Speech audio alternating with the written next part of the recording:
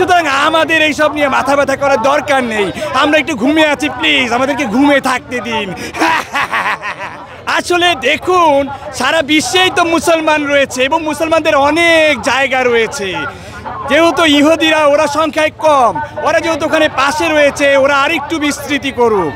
আমরা চাই ওদেরকেও থাকতে ওখানে জায়গা দেওয়া হোক।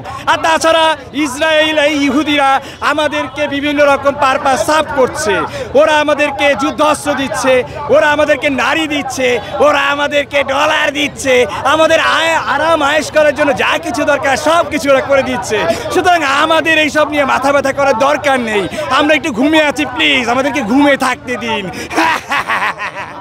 মধ্যপ্রাচ্যের আরব রাষ্ট্রপ্রধানদের এবং একই সাথে ইউএসএ এবং নেতানিয়াহুর যে উল্লাস, যে বন উল্লাস, সেটা কিন্তু এই জায়গা থেকে আমরা এই মুহূর্তে দেখছি।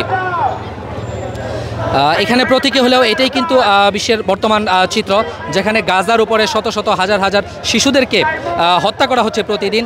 সেখানে আরব রাষ্ট্র প্রধানরা কিন্তু এভাবেই তারা তাদের মতো করে দিনাতিপাত করছে। একই সাথে ইউএসএ সহযোগিতা করছে এবং নেতানিয়াহু সেটা কিন্তু প্রত্যক্ষ নেতৃত্ব দিচ্ছে।